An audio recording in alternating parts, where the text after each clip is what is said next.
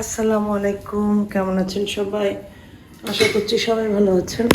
ও sorry, আলহামদুলিল্লাহ আমরাও ভালো আছি। এখন বাজে হচ্ছে সকাল 6:30। আমি ঘুম দিয়ে উঠছি কয়টায়? ঘুম দিয়ে উঠছি হলে যে আরও 20 মিনিট আগে নামাজ পড়লাম। 10 মিনিট আগে উঠছি, নামাজ পড়েই আমি সাথে সাথে চুলায় চা বসাইছি, ডিম বসাইছি সিদ্ধ, আর এটা মাখাই নিচ্ছি। এটা মাখাইছি দুধ আর ঘি, মাওয়া তৈরি করার জন্য, যাতে মাওয়া হইল। আর এই তো এখন আমরা আস্তে আস্তে রেডি হব, সব কিছু গুছাবো। আসলে এক দেশ দিয়ে আর এক দেশে যাইতে হলে মানে কি সিটি না শহর, বরিশাল শহর, ঢাকা শহর, এস এক সিটি দিয়ে আর এক সিটি যেতে হলে অনেক কাজ, সেটা চিন্তাও করা যায় না। মানে সামান্য 3-4 দিনের জন্য যাব, কত প্রস্তুতি দেখো, কত কাজ করলাম। সেই বানাইলাম, কি বলে, মিষ্টি বানাইলাম রাত্রে, তারপরে ঘুমাইছি, মাথা ব্যথা করে এখন আবার একটু করব, চা খাবো, রেডি হব, কাপড় গুছাইলাম, সব রেডি টেডি করে রাত্রে আগে কাপড় গুছাইছি। এই যে কটা মিষ্টি হয়েছে, রাত্রে কাপড় টাপড় গুছাইছি, তারপরে শুয়ে পড়ছে। আর 1 মিনিটও দেরি করে নেই, কারণ আমার 12:30 ওষুধ ছিল তো, অ্যান্টিবায়োটিক ওষুধ খেয়ে তারপরে ঘুমাইছি। তো ঘুমাইতে ঘুমাইতে একটায় ঘুমাইছি, 5:30টার দিকে উঠছি, একটু আগে উঠছি, 5:30 না 5:30টার দিকেই উঠছি, ওইটা নামাজ পড়ছি। হ্যাঁ, 5:30টায় নামাজ দেখি ফর্সা হয়ে গেছে, কিন্তু আমি ওই যে অ্যালার্ম শুনি নেই, প্রথমে অ্যালার্ম বাজছে যে ফার্স্ট অ্যালার্ম শুনি নেই। যাই হোক, তাও পড়ে তাড়াতাড়ি রেডি হইলাম আর কি। আরও লাগবে, করা হয় নাই, বসে না এখন, এই ধরে গেছে, পানি ধরে গেছে, বসে না, কটা বসছে। খাওয়ার জন্য আফিফের জন্য স্যান্ডউইচ নিছি, এখানেও স্যান্ডউইচ আছে, আমার সাথে আরও কয়েকজন লোক আছে। স্যান্ডউইচ খাবারগুলো এখন ভরতে হইবে। আফিফ একটা রেডি হয়ে একটা প্যাকেট নাও, এগুলা একটা ব্যাগ প্যাক করতে হবে এগুলা কিছুর ভিতরে। আমি তো রেডি হইতে যাই, চা খাইতেছি, চা খাইয়ে রেডি হবো। আফিফ কলা খাচ্ছে।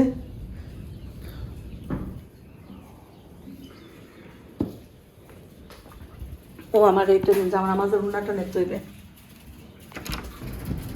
আমরা এই যে এখন নামছি, আসলে বোন আমাদেরকে সামনে পর্যন্ত আগে লুঙ্গি পরে আসলে ব্যাগটা কে নেবে?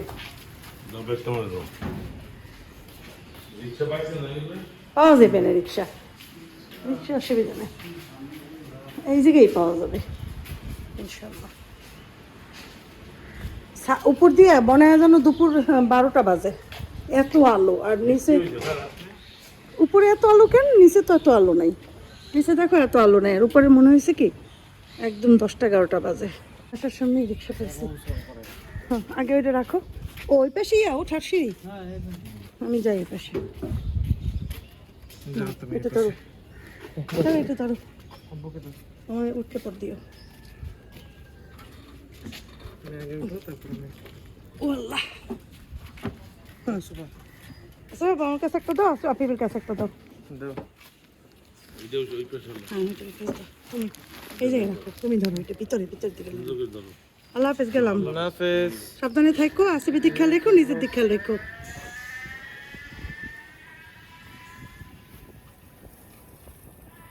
তোমার 100 বার ফোন দেখবা না, 5 মিনিট পর পরই।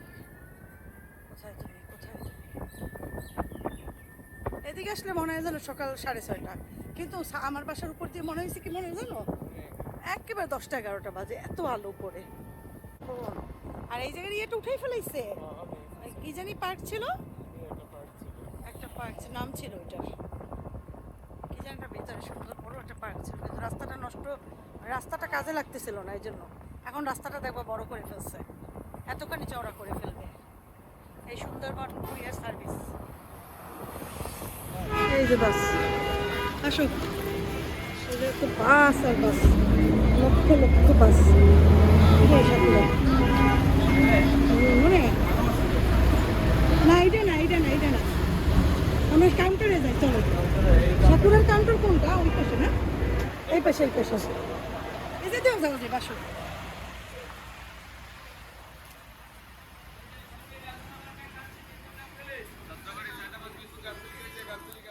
বাসে উঠে বসলাম, বাস ছাড়তে এখনও 10 মিনিট বাকি আছে।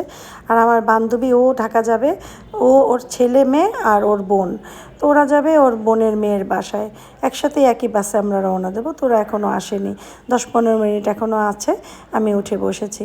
আসলে ঢাকা যাওয়ার আমার একদম ইচ্ছা ছিল না, তোমরা জানো আমি অনেক সিক, আমার শরীর খুবই খারাপ, ওষুধপত্রও নিয়ে নিয়েছি। শুধুমাত্র আফিফের জন্যই ঢাকা যাচ্ছি, কারণ আফিফ আসলে পরীক্ষা শেষ হয়েছে, 1.5 বছর আগে ঢাকা আসছে, বা 2 বছর আগে, এর মধ্যে আর আসে নাই।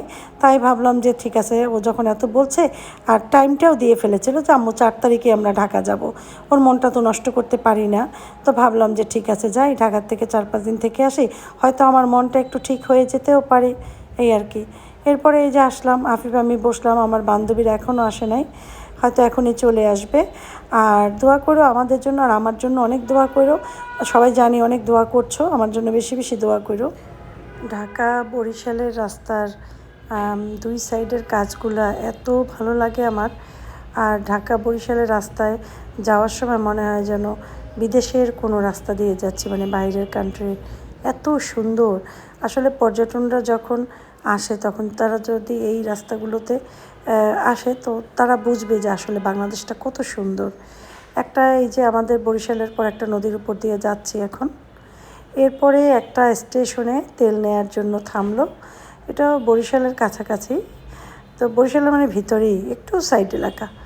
তো আমরা নামলাম, আমার বান্ধবীর বোনও আসছে, আমার বান্ধবী বোন, ওরা যাবে হচ্ছে ওদের, আমার বান্ধবীর যে বোনের মেয়ে, তারা 2 মেয়ে ঢাকা থাকে, একজন ডাক্তার, একজন হাউসওয়াইফ। তো ওইখানে ওরা যাবে, এই আর কি। তো ওইখানে নেমে আমরা চায়ের খাওয়া, মানে চা খাওয়ার জন্য গিয়েছি, কিন্তু চায়ের দোকান বন্ধ ছিল। পরে আবার বাসে উঠলাম, বাসে আমরা স্যান্ডউইচ নিয়ে নিয়েছিলাম, আমি ওটা খেয়ে ওষুধ খেয়েছি, কিন্তু যেই তোমার 8:30 ওষুধ খাওয়ার ছিল, টাইম ছিল। আমার বান্ধবীরা আমাদের পেছনের সিটে আছে, তার পেছনের সিটে ওর ছেলে। আমার বান্ধবী, ওর 2 ছেলে মেয়ে আর ওর বোন, ওরা একসাথে গিয়েছে ঢাকাতে। এরপরে আমরা ওইখান থেকে তারপর যাচ্ছি। এখন আমরা পদ্মা ব্রিজের কাছাকাছি চলে এসেছি, পুরো আসিনি, কিন্তু এই রাস্তাটা যে কতটা সুন্দর, আমি ভাবলাম ভ্লগে এই রাস্তাটা থাকুক, সবাই একটু দেখুক যে কতটা সুন্দর। 2 সাইডের গাছ লাগানো, এবং গাছগুলোতে কি পরিমাণ যে ফুল ফুটেছে, সামনে গেলেই দেখতে পাবে। এখন একটা ইউটার্নের মতো জায়গা, ইউটার্ন নিচ্ছে। এই যে দেখো 2 সাইডে এত ফুল গাছ, এটা শহরের ভিতরে হলে এই ফুল গাছ কখনোই থাকতো না। যেহেতু এটা হাইওয়ে রোড, কখনোই এখানে নর্মাল মানুষ আসা যাওয়া করবে না হেঁটে, যার জন্য গাছে ফুলগুলো ওভাবেই আছে। আর দেখলে মনে হয় যেন বাইরের কোনো দেশে আমরা হাইওয়ে রাস্তা দিয়ে যাচ্ছি। এত সুন্দর হাইওয়ে, ঢাকা বরিশালের চিন্তা করার বাইরে। যারা অন্য দেশে থাকো, তারা একবার বরিশাল বা কুয়াকাটা ঘুরে যেতে পারো এই হাইওয়ে দিয়ে, অনেক ভালো লাগবে, অনেক সুন্দর। আর এখান থেকে সম্ভবত ট্রেন যায়। যাই হোক, এখন আমরা পদ্মা সেতুর যে টোল নেয় যেখানে, সেখানে চলে আসছি। এখানে টোল দিবে, তারপরে আমরা পদ্মা সেতু পার হব। প্রতিবার পদ্মা সেতু আমি সাইড দিয়ে করি, যেহেতু আমি পেছনের দিকে সিট থাকে। আজকে তো একদম সামনের সিট মানেই সুন্দর করে সব কিছু আনন্দ নেয়া, চোখের দেখা আনন্দ নেয়া। তো পদ্মা ব্রিজ সামনের থেকে আমার দেখে যে কি ভালো লাগছিল। আর বাসের গ্লাসটা অনেক বড় ছিল, কিন্তু আসলে আমার সিট থেকে যে ভিডিও করলে দেখা যায় ড্রাইভার, তারপরে যারা এখানে হেল্পার থাকে, ওনাদের আসে। তো এই বাসটাও ভালো, সাকুরা এসি বাস, আর সিটগুলোও সুন্দর ছিল, আরাম করে এসেছি, কষ্ট হয়নি। গ্রিন লাইনে আরাম অনেক লাগে, কিন্তু সাকুরাতেও বেশ আরাম লাগলো। তো যাই হোক, পদ্মা ব্রিজ পার হচ্ছে, পদ্মা নদীর। এই আগে ঢাকা যেতে কত টাইম আমাদের লাগতো, এখন 3 থেকে 3.5 ঘন্টার মধ্যে আসা যায়, যদি সকাল রওনা দেওয়া হয়, 7টার দিকে যদি রওনা দেওয়া হয় তাহলে। আর দুপুরে বিকেলে তো ঢাকায় জ্যামটা থাকে, ঢাকার ভিতরে ঢোকার সময় জ্যাম পড়ে, এছাড়া আর কোথাও কোনো জ্যাম পড়ে না, অনেক শান্তিমতো আসা যায়। 3.5 ঘন্টা বরিশাল থেকে ঢাকা আসা, এটা অনেক একটা বড় ব্যাপার। পদ্মা সেতুর কারণেই সেটা হয়েছে, আসলে এটা সত্যি কথা। পদ্মা সেতু না থাকলে ঢাকা বরিশালবাসীদের অনেক কষ্ট হতো, সিরিয়াস রুগীগুলাও নিয়ে আসতে পারতো না এখানে।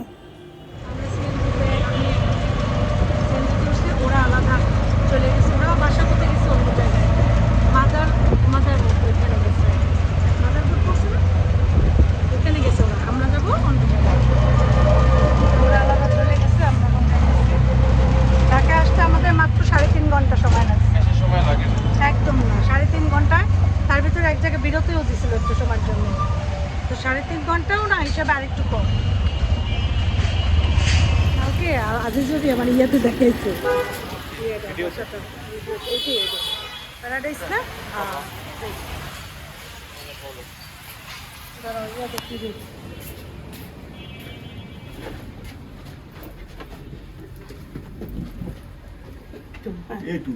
A2 আচ্ছা A2 ঠিক আছে আমরা চলে আসছি আলহামদুলিল্লাহ।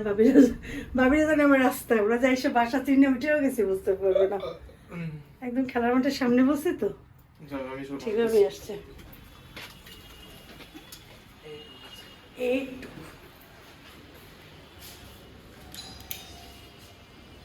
আমার আফিস, আমরা আজকে অল্প ব্যাগ নিয়ে আসছি না, দুইটা ব্যাগ, একটা আর পেটে একটা ছোট ব্যাগ। করছো করো নাই? কি করছো তাহলে?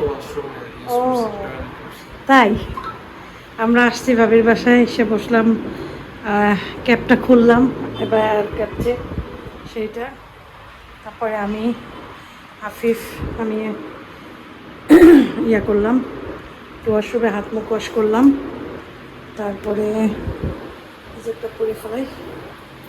তারপর আমরা এখন ভাবি ওই পেশা আমাদের জন্য কী জানি করতেছে। আস্তে আস্তে বাসাটা সুন্দর, এখানে ইয়া, এখানে একটা জানালা, এখানে একটা জানালা, উপরে একটা এসি আছে, এখানে একটা আলমিরা আছে, এখানে একটা পড়ার টেবিল। জাহিনের জন্য এই রুমটা, আমার যে ভাইয়ের ছেলে জাহিন, ওর জন্য এই রুম। ও তো থাকে আয়ারল্যান্ডে, তো যখন আসে তখন এখানে থাকে। আর ওয়াশরুম এইটা ঢোকার দরজা। এই যে ভাবির একমাত্র ছেলে, মাশাআল্লাহ মাশাআল্লাহ মাশাআল্লাহ, কতগুলো মগে জাহিনের ছবি, সব রিয়াদের গুলা, মাশাআল্লাহ। স্যার ভাবির ছেলে থেকে আয়ারল্যান্ডে, একটাই ছেলে ভাবির, ভাবি এখন একদম একা, ভাই আর ভাবি। এই জাহিনের ছোটোবেলার ছবি, আরে কত খেলতো আফিফ আসিফ আর জাহিন একসাথে খেলতো। জাহিন ছোট, আসিফের খেলতো দুজনে একসাথে।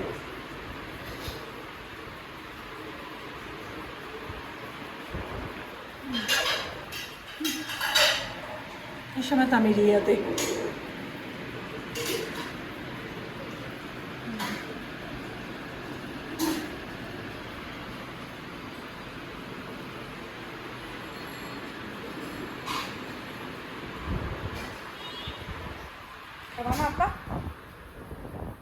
ভাবির খাবার বাড়তেছে,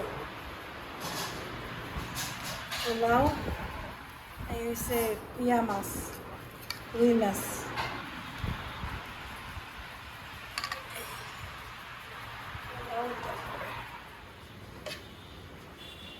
আর বাইরেন না, আর বাইরেন না, আর বাইরেন না, আর বাইরেন না, আমার দোলের মানুষ আছে, ব্যস্ত দিয়ে দেন।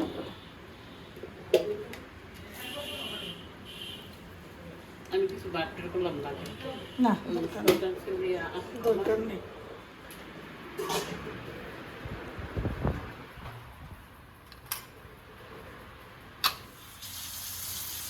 হয়েছে তো, হয়েছে, গরম হয়েছে না, এই যে একা একা কি ম্যানেজ করতে, কাজের বোধ আসেই না। আমি বোন আসবে, আপনি এখানে না বসেন, আপনি কোথায় বসবেন? এখানে বসেন আপনি, না না আমি এখানে বসে, আপনি আপনি এখানে আসেন। আরে আমার এই জায়গাতে ভাবি আসেন, বহু বছর একসাথে ছিলাম রিয়াতে, ভাবির আসতে মাত্র 2 বছর হয়েছে। 2 বছর না ভাবি? 2 বছরই তো, 23 সেপ্টেম্বর আছে, হয়তো 2 বছরই না, পুরো তো 23 সেপ্টেম্বর দুজনেই আসছেন। হ্যাঁ ভাবি 1 মাস আগে আসছিল যে বুঝছি। আসেন ভাবি, তারপরে বেশি দিন হয় নাই, আমি তো তাও 5 বছর, ভাবির হয়েছে 2 বছর 2.5 বছরের মতো। সৌদি আরব দেয়া, সৌদি আরবের সংসার গুটাইয়া গাটাইয়া বাংলাদেশের সংসার শুরু। জাইন তো তাকে হ্যাঁ, অল্প দিয়ে না, এত দিয়ে না।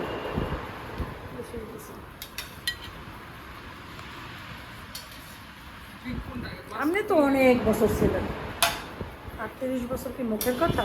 অনেক। হ্যাঁ, কোরমাই খাবে আগে। নিয়ে নাও, নিয়ে নাও। আমি সমস্ত ওষুধপত্র নিয়ে আসছি, আমার মেডিসিনগুলো। তোমরা তো সবাই আমার জন্য অনেক দোয়া করেছো বা দোয়া করছো, এখনও বেশি করে দোয়া করো আমার জন্য। আমি ঠিকই এসেছি, কিন্তু আমার মন ভালো নেই। আফিফের জন্যই শুধুমাত্র আসা, যেহেতু ওর পরীক্ষা গেছে, ও ঢাকা আসতে চেয়েছে, না আনলে ও কষ্ট পাবে, সেই জন্য। আর ভাবিরা সবাই আমাকে অনেক আদর করে। আমি যার যার বাসায় যাব তার তার বাসায় ব্লগ করব। অনেককে তোমরা চিনবা, আমার ফ্রেন্ডস সার্কেল যারা আছেন, তো সেই ভিডিও এক এক সময় এক একটা দেবো। তো আজকের মতো বিদায় নিচ্ছি, ভালো থাকো, মা আসসালামা।